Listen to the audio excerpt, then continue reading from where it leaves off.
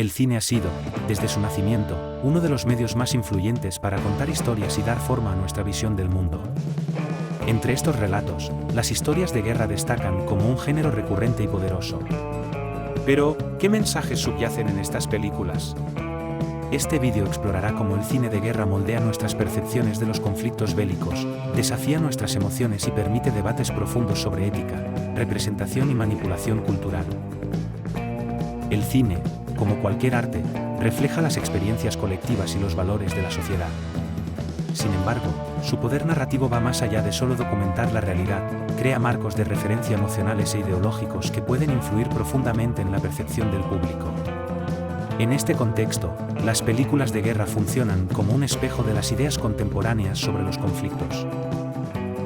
Por ejemplo, en el contexto de la Segunda Guerra Mundial, el cine estadounidense veía surgir películas que buscaban motivar la moral nacional, glorificando el sacrificio y el deber patriótico. Estas historias no solo relataban hechos bélicos, sino que también construían narrativas que justificaban la guerra como una respuesta inevitable y moralmente correcta. Las películas de este género poseen un alcance emocional significativo, ya que apelan a la empatía colectiva. Trascienden su carácter ficticio para representar eventos que conectan al público con la historia militar de sus naciones. Aquí surge una pregunta clave: ¿es el cine un medio neutral que refleja la guerra como es, o actúa como una herramienta ideológica que moldea nuestras opiniones sobre el conflicto? Las películas de guerra enfrentan un equilibrio peculiar. Por un lado, deben capturar el interés de la audiencia a través del entretenimiento, pero por otro, no pueden escapar de transmitir un mensaje implícito, sea intencionado o no. Esta dualidad las posiciona como un género potente que puede construir ideas que normalizan, justifican o incluso glorifican la guerra. Tomemos dos ejemplos populares: Saving Private Ryan, 1998, y Top Gun, 1986. La primera busca recrear la crudeza del combate con un realismo visceral, sumergiendo a su audiencia en la brutalidad y sacrificio de los soldados.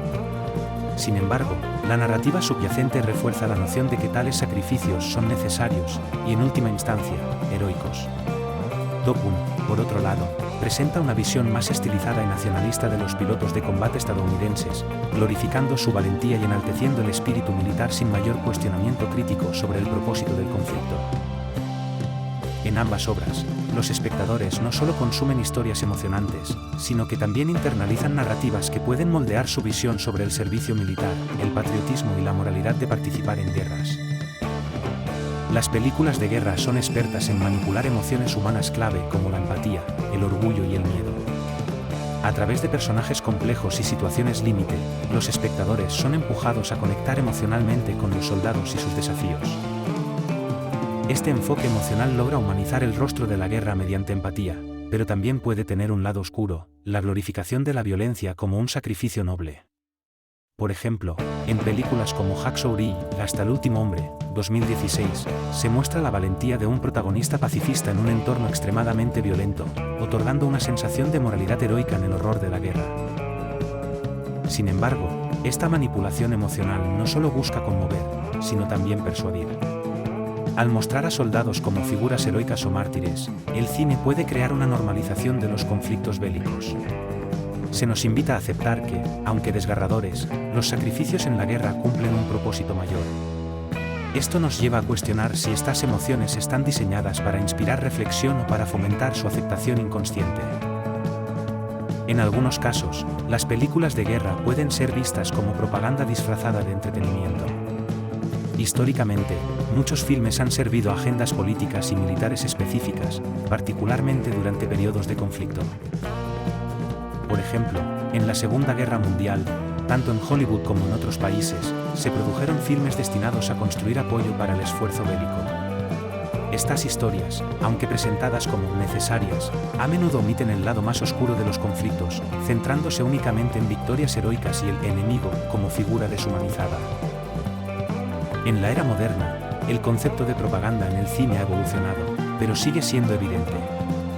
En películas como American Sniper, El francotirador, 2014, se da un énfasis en el heroísmo individual del protagonista, mientras las cuestiones más amplias sobre la moralidad de la guerra y los efectos colaterales son apenas discutidos. Esto subraya la continua utilización del cine como una herramienta para promover mensajes políticos o justificar acciones militares. Una de las características más notables del cine de guerra es el constante tira y afloja entre el realismo y el romanticismo. Algunas películas destacan por sus representaciones gráficas y brutalmente honestas del conflicto, mientras que otras optan por idealizarlo, centrándose en la valentía y el heroísmo. Por un lado, películas como Full Metal Jacket, 1987, y Apocalypse Now, 1979, nos confrontan con la crudeza y el absurdo de la guerra.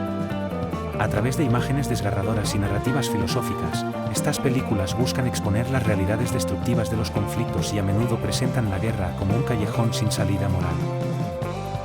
Por otro lado, filmes como Dunkirk, 2017, logran retratar momentos heroicos y épicos de la historia, destacando el sacrificio colectivo sin profundizar demasiado en las implicaciones éticas de la guerra en sí.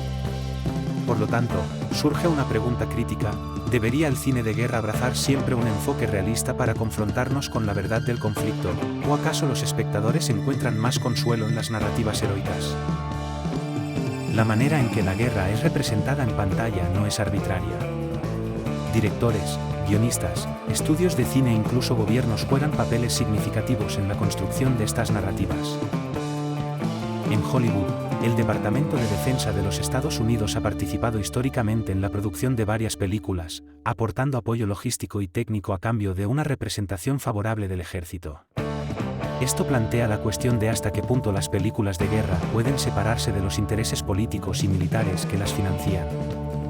En contraste, el cine internacional suele abordar estos temas desde perspectivas más críticas, cuestionando los objetivos y consecuencias de los conflictos bélicos. Películas como La delgada línea roja, 1998, o las producciones antibélicas japonesas durante el posguerra del estilo La tumba de las luciérnagas, 1988, ofrecen representaciones alternativas al enfoque más optimista o nacionalista que predomina en Hollywood.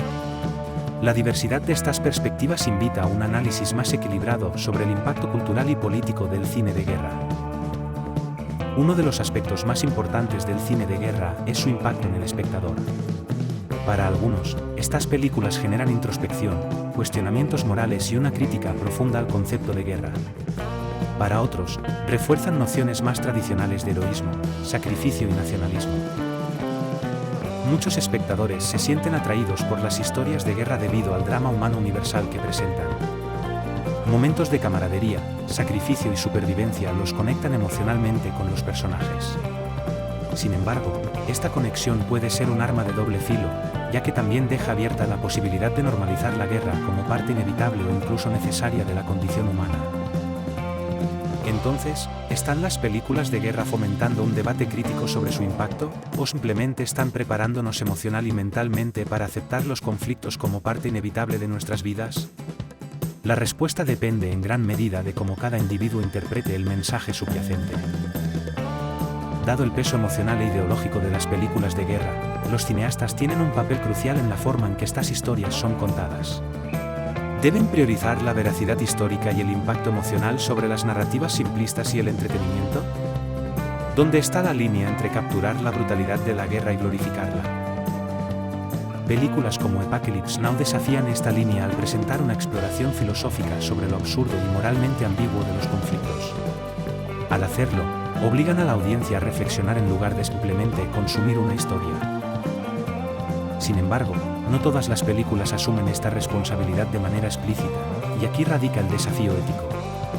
¿Hasta qué punto las películas de guerra deben ser responsables de fomentar una discusión crítica sobre los conflictos, en lugar de perpetuar las ideologías que los alimentan? El cine de guerra es un espejo y, a la vez, un mecanismo formador de ideologías y emociones humanas en torno a los conflictos. Nos muestra tanto la brutalidad como el valor humano, pero, al mismo tiempo, puede inclinar nuestra percepción hacia la aceptación o glorificación de la guerra. Por eso, cuando consumimos estas historias, es fundamental preguntarnos, ¿estamos viendo una representación objetiva de la guerra o una construcción narrativa diseñada para prepararnos emocionalmente para futuros conflictos? Invito a los espectadores a reflexionar críticamente sobre estos puntos y a participar en debates que cuestionen no solo cómo percibimos la guerra, sino también cómo queremos verla representada en el cine.